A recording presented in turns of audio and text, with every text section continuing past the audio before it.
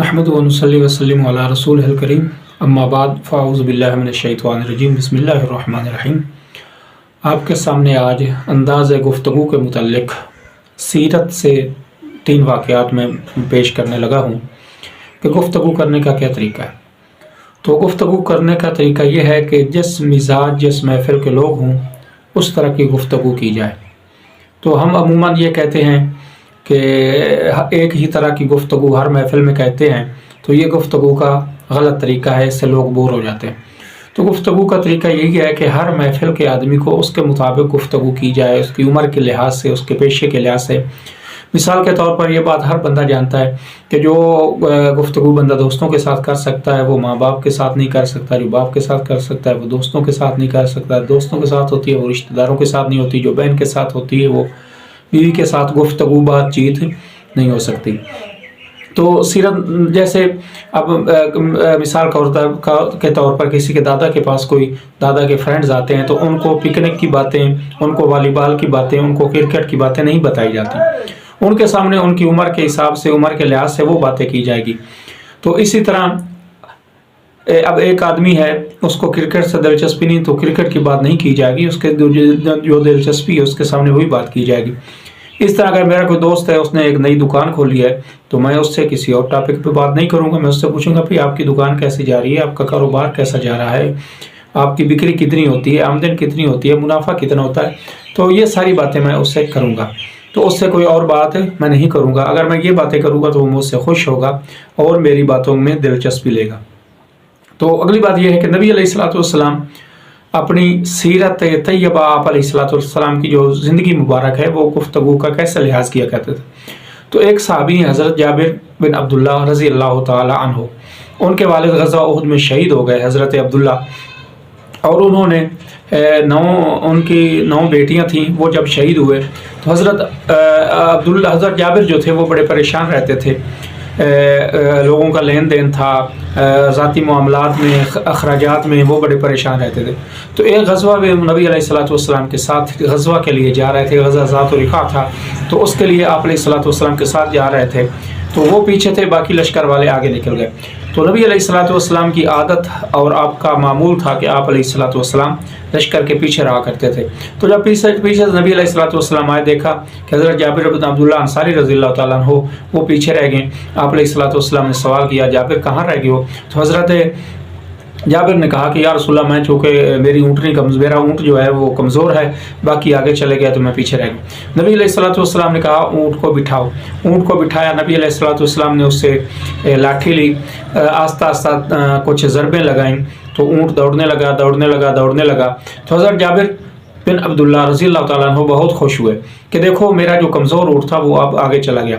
تو حضرت جابر بن عبداللہ نے سے نبی علیہ الصلوۃ والسلام نے سوال کیا کہ جابر تم نے شادی کی ہے؟ کیونکہ حضرت عبداللہ بن جابر رضی اللہ تعالیٰ عنہ جو نوجوان تھے۔ آپ علیہ الصلوۃ والسلام کے سوال پر حضرت جابر نے کہا یا رسول اللہ میں نے شادی کی ہے۔ آپ علیہ الصلوۃ والسلام نے اگلا سوال کیا آپ نے شادی کس سے کی ہے؟ چونکہ وہ پریشان تھے معاشی معاملات کی وجہ سے، تو نبی علیہ الصلوۃ والسلام اگر وہ معاملات پوچھے بھئی گھر کا گزر کیسا ہے، گھر کا بسر کیسا ہے، تو یہ مزید پریشان کرتا۔ نبی علیہ الصلوۃ والسلام نے یہ ہمیں سبق دیا ہے کہ لوگوں کو پریشانیوں کو ایسی باتیں کر کے مزید نہ بڑھاؤ جن سے ان کی پریشانیاں دوبارہ رپیٹ ہوں۔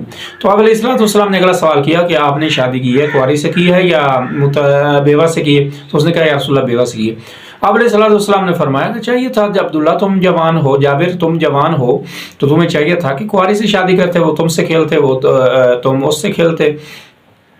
تو حضرت جابر نے کہا کہ یا رسول اللہ میرے گھر میں 9 بہنیں، آپ کو پتہ ہے کہ میرے باپ نے 9 بہنیں چھوڑی ہیں، تو میں نے نہیں چاہا کہ میرے گھر میں ہم عمر عورتیں ہوں وہ آپس میں لڑتی جھگڑتی رہیں، بلکہ میں نے بڑی عمر کی عورت سے شادی اس لیے کی ہے کہ وہ میری بہنوں کی پرورش کرے، میری بہنوں کو دیکھ بھال کرے، میری بہنوں کو نہلائے دھلائے، میری بہنوں کو کنگھی کرے، میرے بہنوں کے سر میں تیل لگائے۔ اب حضرت نبی علیہ الصلوۃ والسلام نے اگلا سوال کیا۔ اب یہ نبی علیہ الصلوۃ والسلام نے معاملات تو پوچھے نہیں کہ جابر کیا کرتے ہو، خرچہ کیسے ہوتا ہے۔ حضرت نبی علیہ الصلوۃ والسلام نے حضرت جابر سے اگلا سوال کیا، حضرت جابر سے سوال کیا کیا آپ اپنے اونٹ کو بیچنا چاہو گے؟ تو حضرت جابر رضی اللہ تعالیٰ عنہ نے سوچا کہ یار یہ ایک اونٹ ہے، دل میں سوچا، خیال آیا کہ ایک اونٹ ہے، کیسے اس کو بیچ دوں، جہاد پر کیسے جاؤں گا، یہی تو کل ترکہ ہے میرا، یہی تو کل سرمایہ ہے۔ لیکن پھر خیال آیا کہ نبی علیہ الصلوۃ والسلام کو انکار تو نہیں کر سکتا، تو نبی علیہ الصلوۃ والسلام سے حضرت جابر نے کہا یا رسول اللہ میں اونٹ کو بیچنا چاہتا ہوں۔ نبی علیہ الصلوۃ والسلام نے فرمایا کہ کتنے میں دو گے؟ تو آپ نے فرمایا، حضرت جابر نے عرض کیا یا رسول اللہ آپ بتا دیں۔ حضرت نبی علیہ الصلوۃ والسلام نے فرمایا میں 1 درہم میں آپ کا اونٹ لوں گا۔ حضرت جابر نے کہا یا رسول اللہ مجھے آپ خسارے میں ڈالنا چاہتے ہو؟ نبی علیہ الصلوۃ والسلام نے 2 درہم، 3 درہم، 4 درہم، 5 درہم، حتیٰ کہ بات جو ہے 40 درہم تک پہنچ گئی۔ حضرت جابر نے کہا یا رسول اللہ میں اونٹ آپ کو بیچتا ہوں، لیکن میری ایک شرط ہے۔ نبی علیہ الصلوۃ والسلام نے فرمایا کیا شرط ہے؟ تو حضرت جابر نے کہا یا رسول اللہ میں اسی اونٹ پر سفر کروں گا، غزوہ کے لیے جاؤں گا، غزوہ سے واپس آؤں گا، واپس مدینے تک سفر کر کے وہاں یہ اونٹ آپ کے حوالے کروں گا۔ نبی علیہ الصلوۃ والسلام نے فرمایا یہ شرط مجھے قبول ہے۔ تو نبی علیہ الصلوۃ والسلام واپس آئے، غزوہ سے واپس آتے ہیں، حضرت جابر بھی واپس آتے ہیں، نماز پڑھتے ہیں نبی علیہ الصلوۃ والسلام کے ساتھ، اور نبی علیہ الصلوۃ والسلام حضرت بلال رضی اللہ تعالیٰ عنہ کو حکم دیتے ہیں کہ بلال اس جابر کو 40 درہم دے دو۔ تو نبی علیہ الصلوۃ والسلام کے حکم پر حضرت بلال رضی اللہ تعالیٰ عنہ 40 درہم دے دیتے ہیں حضرت جابر کو۔ تو وہ لے کر گھر چلے جاتے ہیں۔ تو آپ سوچ رہے ہیں کہ ان سے میں اونٹ خریدوں کیا کروں، گھر کا سودا سلاف لوں، قرضہ اتاروں کیا کروں؟ تو حضرت جابر دیکھتے ہیں کہ پیچھے سے حضرت بلال رضی اللہ تعالیٰ نے وہی اونٹ پکڑا ہوا ہے اور حضرت جابر کی طرف جا رہے ہیں۔ جابر نے سوال کیا کیا ہوا کہ معاہدہ نبی علیہ الصلوۃ والسلام نے منسوخ کر دیا؟ تو حضرت بلال نے کہا نہیں یار، اللہ کے نبی نے، اللہ کے پیغمبر نے یہ اونٹ بھی آپ کو تحفہ دے دیا ہے۔ تو اس ایک واقعہ سے ہمیں کیا سبق ملتا ہے کہ نبی علیہ الصلوۃ والسلام کسی کی پریشانیوں کو مزید نہیں کریدا کرتے تھے بلکہ ان کی دل جوئی کیا کرتے تھے۔ ایک اور واقعہ، ایک جوان صحابی ہیں حضرت جلیبیب رضی اللہ تعالیٰ عنہ، وہ نبی علیہ الصلوۃ والسلام کے پاس تشریف لاتے ہیں۔ نبی علیہ الصلوۃ والسلام ان سے سوال کرتے ہیں، چونکہ وہ نوجوان ہیں، نبی علیہ السلام پوچھتے ہیں اے جلیبیب تو نے شادی کی ہے؟ تو حضرت جلیبیب کہتے ہیں کہ یا رسول اللہ صلی اللہ علیہ وسلم میں نے شادی کہاں کی ہے، کیونکہ بظاہری شکل و صورت کے لحاظ سے وہ کوئی مناسب نہیں تھے، لوگ ان کے بارے میں باتیں کیا کرتے تھے۔ تو جب یہ کہا تو حضرت جلیب نے کہا میں آپ کی شادی، نبی علیہ الصلوۃ والسلام حضرت جلیب سے کہا کہ میں آپ کی شادی کرواتا ہوں۔ تو حضرت جلیب ہنستے ہیں اور کہتے ہیں یا رسول اللہ میری آپ کو زیادہ قیمت نہیں ملنے والی۔ تو نبی علیہ الصلوۃ والسلام فرماتے ہیں کہ اللہ کے ہاں آپ کی بہت بڑی قیمت ہے، تم کم قیمت نہ ہو۔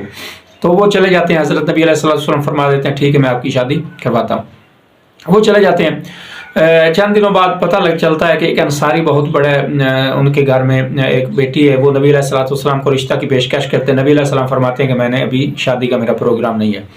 تو ایسے ہوتا ہے کہ نبی علیہ السلام فرما دیتے ہیں کہ میں آپ کے جو ہے آپ کی بیٹی کا رشتہ جو نکاح کسی اور سے کروا دیتا ہوں۔ تو وہ صحابی سوال کرتے ہیں یا رسول اللہ کس سے؟ تو نبی علیہ السلام حضرت جلیبیب رضی اللہ تعالیٰ عنہ کا نام لے لیتے ہیں، اور وہ انصاری کہتے ہیں کہ یا رسول اللہ میں گھر میں جا کر اپنی بیوی سے مشورہ کرتا ہوں۔ وہ گھر میں جا کر مشورہ کرتے ہیں تو وہ ان کی بیوی جو ہے نا وہ کہتی ہے کہ میں اس رشتے پر ایگری نہیں ہوں، ہم نے تو فلاں سرداروں کے رشتے آئے، اتنے خوبصورت رشتے آئے، اتنے مالدار رشتے آئے، ہم نے ان کو ٹھکرا دیا، تو اب جلیبیب سے شادی میری بیٹی کی۔ غرض ہے کہ یہ بات وہ انصاری صحابی کی بیٹی جو ہے وہ یہ بات سن رہی ہوتی ہے، تو وہ پوچھتی ہے کہ میرا رشتہ کون مانگ رہا ہے؟ تو انہوں نے کہا کہ اللہ کے نبی نے رشتہ مانگا ہے۔ تو حضرت نبی علیہ الصلوۃ والسلام کا جب حکم آتا ہے، آپ کا فرمان، وہ لڑکی سنتی ہے، صحابیہ سنتی ہے، وہ کہتی ہیں کہ مجھے اللہ کے رسول کے حوالے کرو، جہاں چاہیں میرا رشتہ کر دیں، اللہ کے نبی مجھے ضائع کرنے والے نہیں ہیں۔ تو جب ماں باپ اپنی بیٹی کی رائے ماں باپ کے سامنے آتی ہے تو وہ ایسے کرتی ہے، ماں باپ بھی رضامند ہوتے ہیں، جا کر کہتے ہیں کہ یا رسول اللہ ہم جو ہے نا اس رشتہ کے لیے رضامند ہیں، اور رضامند ہو جاتے ہیں، واپس آتے، رشتہ ہو جاتا ہے ان کا۔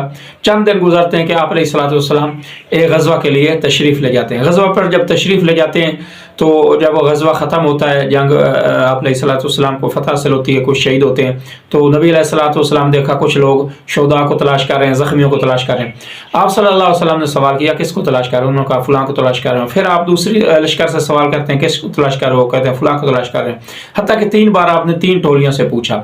تو نبی علیہ الصلوۃ والسلام نے فرمایا میں تو جلیبیب کو تلاش کر رہا ہوں، اور پھر سارے صحابی حضرت جلیبیب رضی اللہ تعالیٰ عنہ کو تلاش کرنے لگے۔ تو آپ رضی اللہ تعالیٰ عنہ کی لاش 7 کفار مشرکین کے درمیان میں پڑی ہوتی ہے۔ تو نبی علیہ الصلوۃ والسلام فرماتے ہیں کہ میرے صحابی نے 7 کو مارا اور پھر انہوں نے اس کو شہید کر دیا۔ پھر ایسے ہوتا ہے کہ آپ علیہ السلام اس کے قبر کا انتظام کرتے ہیں. قبر صحابہ کہتے ہیں کہ حضرت انس رضی اللہ تعالیٰ عنہ سے روایت ہے کہ ہم قبر کو کھود رہے تھے اور حضرت جلیبیب کو نبی علیہ السلام نے اپنے ہاتھوں مبارک پہ اٹھایا ہوا تھا اور آپ علیہ السلام نے اس کو حضرت جلیبیب کو اپنے ہاتھوں کا سہارا دے کر اٹھایا ہوا تھا. حضرت انس کہتے ہیں کہ بہت خوش قسمت صحابی حضرت جلیبیب رضی اللہ تعالیٰ عنہ. اچھا اس کو دفن کرتے ہیں. جب دفن کرتے ہیں تو یہ اس سے ایک واقعہ ملا کہ حضرت نبی علیہ السلام نے حضرت جلیبیب رضی اللہ تعالیٰ عنہ کی عمر کا لحاظ کیا اور اس سے اس کے مطابق بات کی اور حضرت جلیبیب پھر شہید ہو گئے. اب تیسرا واقعہ میں حضرت نبی علیہ السلام کی سیرت سے آپ کے سامنے پیش کرنے لگا ہوں. وہ واقعہ ہے آپ کی زوجہ مطہرہ ام المومنین صدیقہ کائنات حضرت سیدہ عائشہ صدیقہ رضی اللہ تعالیٰ عنہ اور آپ علیہ السلام کی گفتگو کے متعلق. آپ علیہ السلام حضرت عائشہ کے پاس بیٹھتے ہیں تو روم کی جنگ کے بارے میں بات نہیں کرتے, اسرہ سازی کے بارے میں بات نہیں کرتے. تو یہ واقعہ آیا ہے حدیث کی کتب میں. آپ علیہ السلام حضرت عائشہ رضی اللہ تعالیٰ عنہ سے کہتے ہیں کہ عائشہ مجھے پتہ چل جاتا ہے کہ تم مجھ سے ناراض ہو یا خوش ہو. تو حضرت عائشہ کہتی ہیں یا رسول اللہ کیسے آپ کو پتہ چلتا ہے؟ تو حضرت نبی علیہ السلام فرماتے ہیں عائشہ جب تم مجھ سے خوش ہوتی ہو تو کہتی ہو رب محمد کی قسم, اور جب تم مجھ سے ناراض ہوتی ہو تو کہتی ہو رب ابراہیم کی قسم. تو حضرت عائشہ رضی اللہ تعالیٰ عنہ تھوڑا سا شرمائی اور مسکرا کر فرمایا یا رسول اللہ ایسی بات نہیں ہے, میں صرف آپ کا نام ظاہر نہیں کرتی وگرنہ میرے دل میں آپ کی جو محبت ہے, آپ کی جو عظمت ہے وہ اسی طرح قائم رہتی ہے. تو یہ ہے ہمارے نبی علیہ السلام کا سیرت سے انداز گفتگو. تو ہمیں چاہیے کہ ہم بھی اسی انداز کو اپنائیں تاکہ ہم لوگوں کی اصلاح کر سکیں, لوگوں کے قریب ہو سکیں. تو ہر وقت ایک ہی گفتگو کو کرتے رہنا یہ بھی ہمارے ماحول سے کٹ جانے کا ایک ذریعہ بنے گا.